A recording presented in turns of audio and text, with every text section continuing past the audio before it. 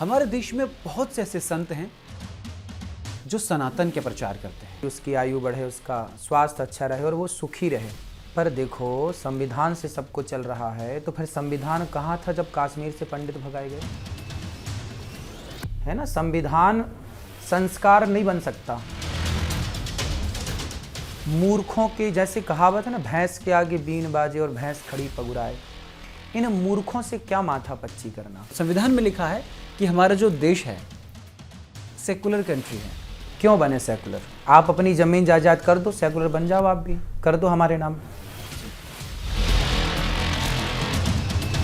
आपका सीधा सा ये है कि हिंदू राष्ट्र होना चाहिए। आप जो सनातन राष्ट्र होना। सनातन राष्ट्र कैसे? मेहमान बन के रहें। आप हमारे घर में आए हैं, देखिए हमने आपको मेहमानी नमाजी दी, यहाँ बिठाया बगल में। हमने आपको मारा थोड़ी है कि भगाया है। भारत दुनिया का एकमात्र ऐसा देश जिसे संतों की भूमि कहा जाता है। दुनिया का एकमात्र ऐसा देश जिसे भारत माता की संज्ञा दी जाती है। पुराणों का, शास्त्रों का, सनातन का इतिहास इसी भारत की भूमि से मिलता है। हमारे यहाँ के संत बहस का विषय नहीं है। हमारे यहाँ के संत समाज को दशा और दिशा दिखाने का काम करते हैं। हमारे देश में बहुत से ऐसे संत हैं जो सनातन के प्रचार करते हैं, हिंदू संस्कृति का प्रचार करते हैं, तर्कों के माध्यम से अपनी बात को युवाओं तक पहुंचाने का काम करते हैं। लेकिन दुख की बात यह है कि जब वही युवा उस तर्क में कुतर्क ढूंढने लगते हैं और संत समाज पर उंगली उठाने लगते हैं, तो वो सनातन को शर्मिंदा करते हैं। आज हम इन तमाम मुद्दों पर बातचीत करेंगे और बातचीत करने के लिए हमारे साथ मौजूद हैं देश के जाने माने संत गौरी गोपाल आश्रम, जिसमें सैकड़ों वृद्ध रहती हैं। महाराज जी उनकी सेवा करते हैं, किसी पहचान के मोहताज नहीं। हमारे साथ न्यूज़ इंडिया पर मौजूद हैं आचार्य अनुद्धाचार्य जी महाराज। आपका न्यूज़ इंडिया पर बहुत बहुत स्वागत है। धन्यवाद। आचार्य जी, मेरा पहला सवाल आपसे यही है कि आपकी जो ख्याति है वो गौरी गोपाल आश्रम से है। ये गौरी गोपाल आश्रम क्या है, वहाँ क्या क्या होता है, उसकी व्यवस्था क्या क्या है? सबसे पहले हम इस पर चर्चा करना चाहते हैं। गौरी गोपाल आश्रम में 290 वृद्ध माताएं रहती हैं वर्तमान में। और वो माताएं हैं जिनके अपने बेटा, बहू, पोता, पोती या फिर अड़ोसी पड़ोसियों ने जिनके पास कोई नहीं है, तो अड़ोसी पड़ोसी लेके आ जाते हैं। कभी बेटा लेके आ जाता है, कभी बेटियां माँ को छोड़ने आ जाती हैं। ऐसी निराश्रित, बेसहारा, जिनके सिर पे छत नहीं, जिनके पास रोटी की व्यवस्था नहीं, ऐसी बेसहारा माँओं को गौरी गोपाल में सहारा मिलता है। रहने की व्यवस्था, दवाई, भोजन, प्रसादी, सब कुछ उनको निःशुल्क होता है। साथ ही वहाँ पर एक अखंड रसोई चलती है, जो संपूर्ण भारत की सबसे बड़ी रसोइयों में एक है। 24 घंटे चलती है, जिसमें 30,000 लोग कम से कम, सामान्य दिनों में, विशेष पर्वों में 1-1 लाख लोग भी भोजन प्रसादी वहाँ निःशुल्क पाते हैं। गौरी गोपाल गुरुकुल है, जहाँ 150 बच्चे निःशुल्क पढ़ते हैं। बच्चों का रहना, खाना, पढ़ना, लिखना सब फ्री है।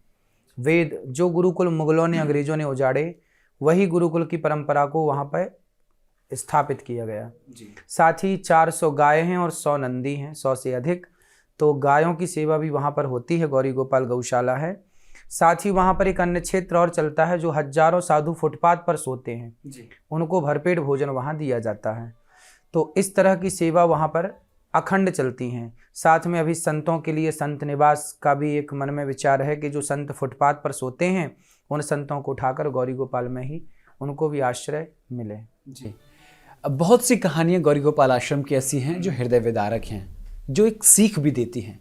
एक कोई ऐसी कहानी हमको बताइए जो आपके हृदय के बेहद करीब हो। जैसा आप बताते हैं कि एक वृद्ध माता का देहावसांत हो गया, उसके बाद जब आपने उनके परिजनों को कॉल किया तो उन्होंने समय का हवाला देकर मना कर दिया। ऐसी कुछ कहानी जो आपके दिल के बेहद करीब हो और मार्मिक हो, हमारे दर्शकों को बताइए। एक तो यही है कि बेटा, एक माँ की मृत्यु हुई तो बेटा आने से मना कर दिया, बोले मैं नहीं आऊँगा, मेरे पास टाइम नहीं है। फिर माँ की पूरी क्रिया गौरी गोपाल में हुई। एक दिन एक माँ मेरे पास 100 रुपये लेकर के आई और बहुत खुश थी, चेहरे पर मुस्कान थी। मैंने कहा मैया आज बहुत खुश हो, क्या बात है? उन्होंने मुझे 100 रुपये दिए, बोले बेटा ये 100 रुपये आज संतों के लिए जो अन्न क्षेत्र बढ़ता है, मेरे 100 रुपये अन्नदान में लगा देना। मैंने कहा आज विशेष है क्या? तो उन्होंने कहा कि आज मेरे बेटे का जन्मदिन है। आज मेरी बेटे का जन्मदिन है, माँ को याद है कि बेटे का जन्मदिन है। बोले मेरे बेटे के जन्मदिन पर ये 100 रुपये का भंडारा बेटे के नाम से कराओ ताकि उसकी आयु बढ़े, उसका स्वास्थ्य अच्छा रहे और वो सुखी रहे। मैंने पुनः दूसरा सवाल माँ से किया कि माँ बेटे का फ़ोन ऑन आया आशीर्वाद लेने के लिए, चूँकि आज उसका जन्मदिन है तो अपनी माँ से तो आशीर्वाद लेना चाहिए। बोले बेटा 2 साल हो गए, एक बार भी फ़ोन नहीं आया। आप पूरे दुनिया के भ्रमण करते हैं, आज का युवा बहुत पथभ्रष्ट हो गया है, कारण क्या है? आज की शिक्षा, सबसे बड़ा कारण है शिक्षा का। शिक्षा कैसी? हम जो शिक्षा स्कूलों में पढ़ रहे हैं ना, वो मैकाले के द्वारा स्थापित की गई शिक्षा है जी। अंग्रेज जब हमारा देश गुलाम था तो एक अंग्रेज था, उसका नाम था मैकाले जी। उस मैकाले के द्वारा ये शिक्षा प्रणाली लागू की गई थी जी। संडे की छुट्टी उसी ने लागू कराई थी जी। और ये तमाम जो गतिविधि हैं कि आप टाई लगाएं, उसी ने ड्रेसअप बनाया था कि आप टाई लगाएं, आप बेल्ट पहने, आप बैच पहने, आप पैंट पहने, आप शर्ट पहने। उस मैकाले के पहले इस देश में स्कूल नहीं थे, गुरुकुल थे। जिस गुरुकुल में बच्चे धोती कुर्ता और माथे पर तिलक और पीछे सिखा रखते थे। लेकिन मैकाले ने सिखा कटवाई, तिलक हटवाया और नाक पहुंचने की टाई लगवा दी। ये तो भारतीय संविधान भी है ना, हमारा जो है विविधता में एकता, तो नहीं। संविधान, शिक्षा संविधान से जोड़कर समाज में आ रही है। नहीं, लेकिन शिक्षा, आप जो है आध्यात्म की बात करें महाराज, मैं बहस नहीं कर रहा। ना सही है। मेरा एक विषय है जो सब लोग जानना चाहते हैं, क्योंकि आज का जो समय है वो संविधान से सब कुछ चल रहा है। पर देखो, संविधान से सब कुछ चल रहा है तो फिर संविधान कहाँ था जब कश्मीर से पंडित भगाए गए, जब आपके घर छीने गए, जब बहन बेटियों को बलात्कार हुआ, तब संविधान कहाँ था? जी। तब सेना कहाँ थी? तब पुलिस कहाँ थी? तब संविधान की बात कोई नहीं करेगा। जी। तब भी तो संविधान था, नहीं था क्या? जी। फिर तो संविधान था तो फिर लौटाओ उनके घर, लौटाओ उनकी बहनों की इज्जत। जी। कैसे लौटाओगे? लौटाए संविधान। जी। इसलिए संविधान अपना काम कर रहा है। जी। है ना? संविधान संस्कार नहीं बन सकता, संविधान कभी संस्कार नहीं बन सकता। जी। ठीक है? संविधान एक कानून है, एक नियम है, एक नियमावली है। ठीक है? वो धर्म नहीं हो सकता, वो संस्कार नहीं हो सकता। हम क्या कहना चाह रहे हैं कि शिक्षा में यदि ये पढ़ाया जाता कि मातृ देवो भव, जी, तो क्या आप जब माँ को भगवान मानते बचपन से, शिक्षा में पढ़ाया जाता, तो फिर जिस माँ को आपने देवता माना, देवी माना, क्या उसे आप घर से निकालते? हमने सिलेबस ही हटा दिया मातृ देवो भव का। कहीं पाठ हो तो बताइए किसी भी भारत के स्कूल में। जी। गुरुकुल में पाठ था मातृ देवो भव, पितृ देवो भव, अतिथि देवो भव, आचार्य देवो भव। अब ये आपने हटा दिया। जब हटाया, अब आप बात कर रहे हैं संविधान की, तो क्या संविधान नहीं चाहता कि आप माँ का सम्मान करें? बिल्कुल। यदि नहीं चाहता तो बताइए, वो चाहता है तो मातृ देवो भव पढ़ने से नुकसान क्यों है? क्या दिक्कत है संविधान में कि मातृ देवो भव पढ़ाया जाए? विविधता, क्या विविधता है? विविधता नहीं। देखो, आपके घर में आ जाएं हम जी और कब्जा कर लें, एक कमरे में आप रहोगे, दूसरे कमरे में हम रहेंगे, जी, है ना? फिर कहाँ जाएगी आपकी विविधता?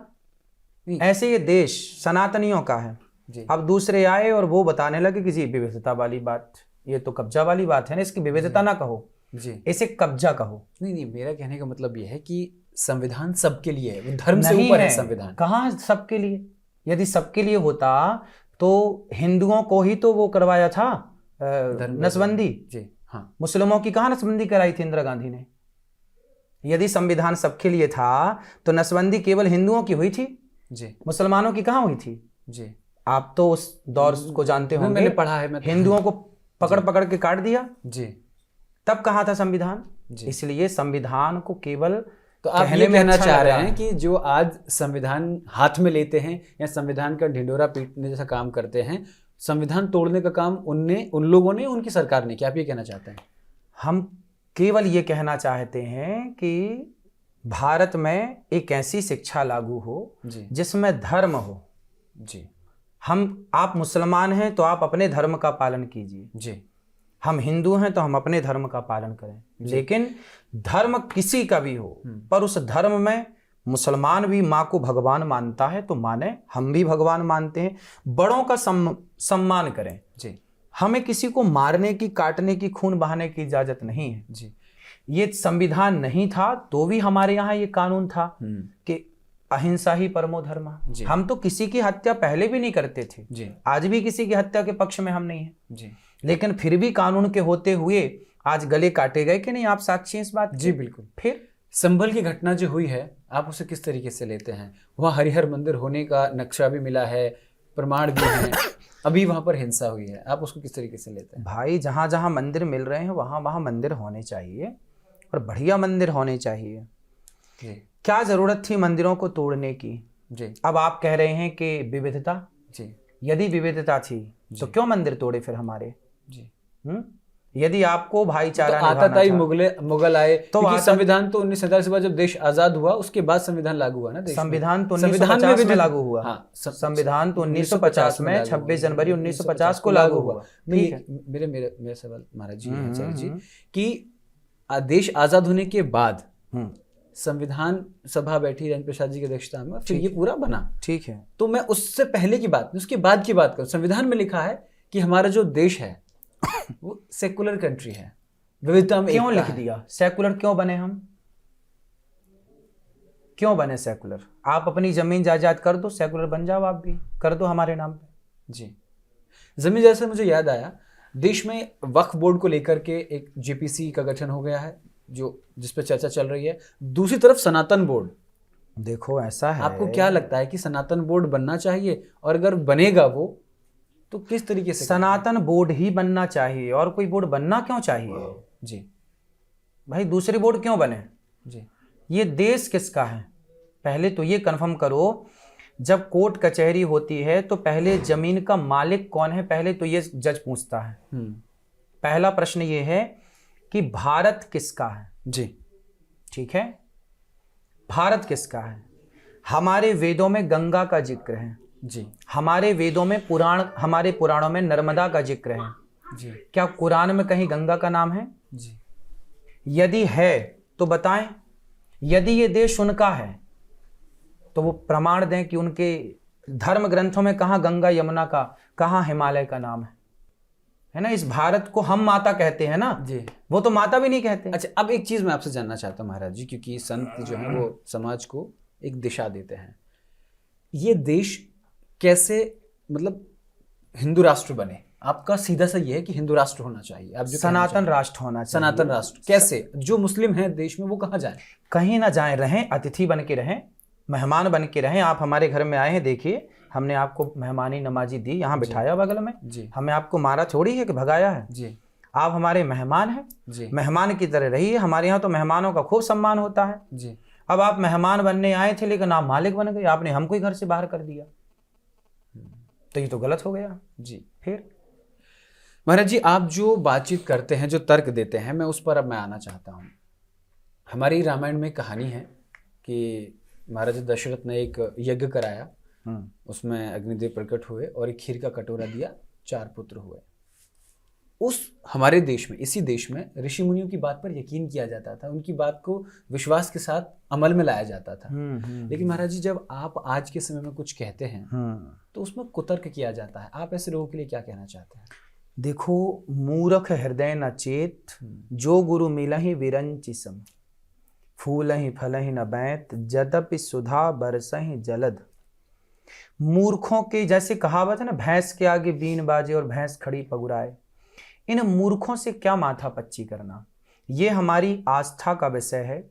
भगवान खीर खाने से भी प्रकट नहीं होते। भगवान तो प्रकट होते। तुलसीदास जी क्या, भय प्रकट कृपाला, उन्हें तो खीर की भी जरूरत नहीं थी। हाँ।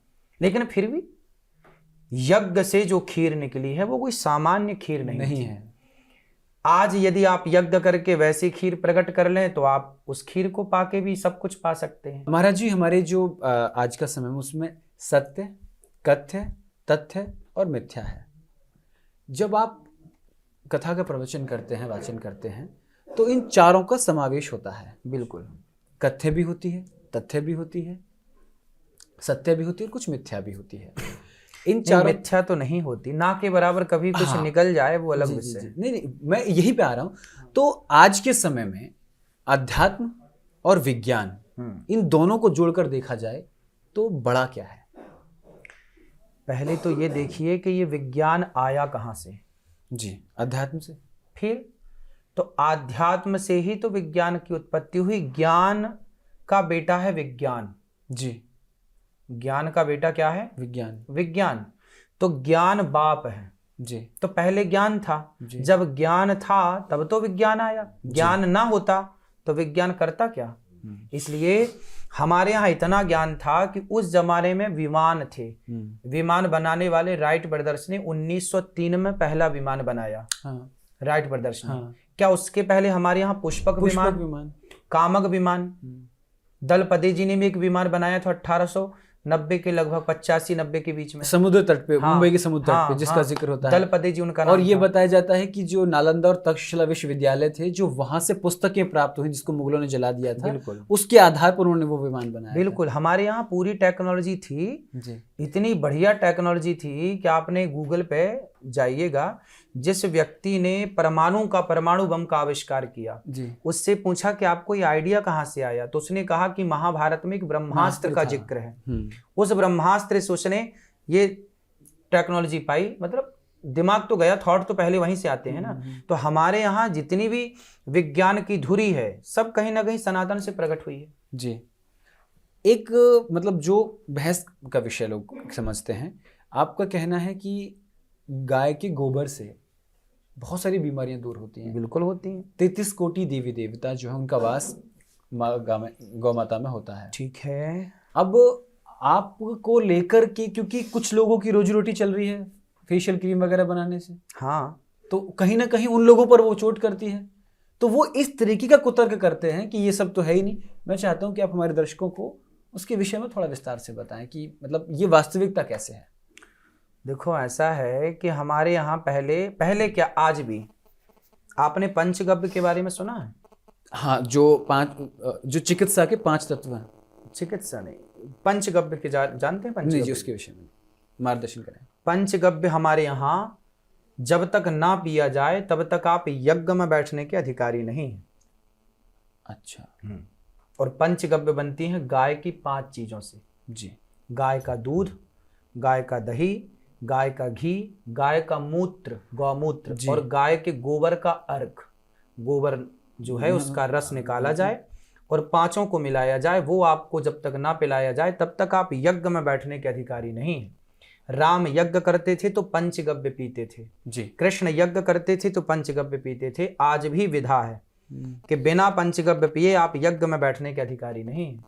तो हमारे यहाँ तो गौमूत्र पीने की परंपरा ऋषि मुनि और राम पिए हैं, कृष्ण पिए हैं। और आज के ये मूर्ख लोग अज्ञानवश गाय के गोबर पे सवाल और गाय पे सवाल खड़ा कर रहे हैं। तो ये अज्ञानता की पराकाष्ठा है जी। अब इस अज्ञान पे क्या बात करें। जी, कभी कभी ऐसा होता है महाराज जी, मैं सोशल मीडिया पर देखता हूँ, मैं किसी व्यक्ति विशेष का संस्थान का नाम नहीं ले रहा हूँ, कि सोशल मीडिया पर ये देखने को मिला है कि आप कोई तर्क रखते हैं, उस पर बहस शुरू हो जाती है। या तो आपका जो संदेश है वो सीधा सीधा नहीं पहुंच पाता, या वो आपसे बहस करके कहीं ना कहीं लाइमलाइट में आना चाहते हैं। अभी कुछ दिन पहले एक शराब को लेकर के एक इंटरव्यू में ऐसा कुछ हुआ कि शराब को लेकर एक महिला से बहस हो गई थी। वो क्या पूरा मामला? अब वो महिला कह रही है कि मैं शराब पीती तो हूँ पर मैं शराबी नहीं हूँ। ऐसे ही कोई बलात्कारी कहे जी मैं बलात्कार करता तो हूँ पर मैं बलात्कारी नहीं हूँ जी, ऐसे ही है। और वो ना न्यूज वाले जी उनको लाके बिठा लेते हैं जी, और न्यूज वाले उनका सपोर्ट करते हैं। अब न्यूज वालों से पूछो जी कि भाई फिर तो आप यही कहना चाह रहे हैं कि भाई शराब पी करके यदि आप शराबी नहीं हैं तो बलात्कारी भी कहे कि जी मैं कैसे बलात्कारी। तो ये तो आप जैसे पढ़े लिखे लोग ना वहां बैठे और उनका सपोर्ट कर रहे हैं जी। तो आजकल मूर्ख के पास नहीं है, पढ़े लिखे लोग मूर्ख बन रहे हैं। नहीं, 2 चीजें होती है महाराज जी। आजकल आप कुछ अच्छा काम करें तो लोग आपको वर्षों लग जाएंगे आपको जाने में। आप एक गलत काम कर दें, आज के समय में बुराई को प्रमोट किया जा रहा है। सही है, सही कह रहे हैं आप। लोग देखना ही वो चाह रहे हैं। सही, ये बात बिल्कुल ठीक कह रहे हैं कि आज का समाज अच्छाई नहीं देखना चाहता। गौरी गोपाल आश्रम में जितनी अच्छाइयाँ हैं उन्हें देखने वाले लोग कम हैं, लेकिन मुंह से कुछ बात निकल जाए, कुछ गलत यदि है तो उसे देखने के लिए लोग बिल्कुल तमाशा देखना चाहते हैं लोग। जो आपके तर्कों में कुतर्क ढूंढते हैं, ऐसे लोगों को आप आखिर में क्या संदेश देना चाहते हैं? देखो, कुतर्क तो अज्ञानी लोग करते हैं, वो सारी जिंदगी इसी में उलझे रहते हैं, इससे उनका विकास रुक जाता है। इसलिए एक संत जी से एक आदमी ने पूछा कि मेरी तरक्की कैसे हो जी। तो संत जी ने एक कुत्ता दिया, बोले मेरे कुत्ते को जरा घुमा करके ले आओ, फिर मैं तुम्हारे प्रश्न का उत्तर देता हूँ। 1 घंटे बाद वो आया, कुत्ता हाँफ रहा था। तो संत जी ने कहा भाई कुत्ता तो हाँफ रहा है, तुम हाँफ नहीं रहे हो, तुम शांत हो, और ये कुत्ता परेशान सा दिख रहा, हाँफ रहा, थक गया, तुम थके नजर नहीं आ रहे हो। बोले गुरुजी ये कुत्ता ना जिसको देखे भाव भाव भाव भाव भाव भाव भाव, तो भौंकता इतना गया कि ये थक गया, और मैं चुपचाप खड़ा रहा, मैं किससे लड़ूं, किससे बात करूं। तो गुरुजी ने कहा बस बेटा यही तेरे प्रश्न का उत्तर है जी। कि जीवन में सफल होना है तो कुत्तों के मुंह मत लगना, क्योंकि आपके ऊपर भौंकने वाले 1000 होंगे, आपको भला बुरा कहने वाले 1000 होंगे। यदि उलझेंगे जी तो मैं आपसे उलझूंगा तो मेरा समय बर्बाद होगा, जी बिल्कुल, मेरी एनर्जी बर्बाद होगी। जी इसलिए मैं क्यों मूर्खता का प्रमाण दूं, जी मैं कुत्तों के मुंह क्यों लगूं। जी आपको जो कहना है, माता सीता पर जब लांछन लगाया प्रजा ने, तो उंगलियां तो माता सीता पर उठी, जी उंगली तो भगवान राम पर भी लोग उठाते हैं, उंगली तो भगवान कृष्ण पर उठाते हैं। यदि लोग भगवान पर उंगलियां उठा सकते हैं तो फिर हम पर कोई उंगली उठाए, आप पर कोई उंगली उठाए, ये कोई नया तो नहीं है। जी इसलिए हम सबको इसकी आदत बना लेनी चाहिए, उलझना नहीं चाहिए। जी यदि आप उलझ गए तो फिर उलझ गए। इसलिए हम लोग क्या करते हैं, आप क्या सोच रहे हैं, आप क्या कह रहे हैं, हमें कोई फर्क नहीं पड़ता। अगर हम क्या कर रहे हैं हमें इससे फर्क पड़ता है, मैं क्या कर रहा हूँ। मैं ये नहीं देखता कि आप बुरे हैं, मैं ये देखता हूँ कि मैं कितना बुरा हूँ और मैं खुद को कितना बेहतर बना सकूं। कबीरदास जी ने कहा ना कि बुरा जो देखन मैं चला, बुरा ना मिलिया कोई। यहाँ जितने लोग बैठे हैं सब में कोई ना कोई बुराइयां होंगी, मेरे में भी लाखों बुराइयां हैं, लेकिन मैं इनकी बुराइयां क्यों देखूं, मैं आपकी अच्छाइयां देखूं ना, मैं आपकी बुराइयां क्यों देखूं। इसलिए हम सबकी अच्छाइयां देखें, अच्छी चीजें सीखें, बस अपने को बेहतर बनाएं। मेरी क्या कमी है मैं उससे बेहतर बनाऊं। मतलब आपका जो पूरा सार है वो ये है कि अगर सुलझना है तो उलझना बंद कीजिए। बिल्कुल, आपका ये आगे सार बढ़ना है तो उलझो मत। महाराज जी, न्यूज़ इंडिया को समय देने के लिए बहुत आभार आपका। और जाते जाते आपके बहुत भजन हमारे जो दर्शक हैं वो सुनते हैं, 1 पंक्ति 2 पंक्ति अपने भजन की सुना दीजिएगा और उसके साथ हमें साक्षात्कार के विराम देते हैं। जन्म जन्म तक तेरा मेरा साथ कभी ना छूटे, छूट जाए सांसों की लड़ियां नाम कभी ना छूटे। भजनों की इस भूख को बढ़ाए रखना, भजनों की इस भूख को बढ़ाए रखना। मरते दम तक सेवा में लगाए रखना, इतनी कृपा सांवरे बनाए रखना। मरते दम तक सेवा में लगाए रखना, इतनी कृपा। बहुत बहुत शुक्रिया। तो ये थे हमारे साथ गौरी गोपाल आश्रम के संस्थापक और देश के महान आचार्य अनिरुद्धाचार्य जी महाराज, जिन्होंने आज जो तमाम तर्क और कुतर्क करने वाले हैं उनको दबे शब्दों में जो संदेश दिया है, अगर वो इस साक्षात्कार को देखेंगे तो शायद सनातन से जुड़े संतों के साथ वो बहस करना बंद कर देंगे। न्यूज़ इंडिया के लिए वीडियो जर्नलिस्ट भूषण कुमार के साथ गौरव किशोर शर्मा की रिपोर्ट।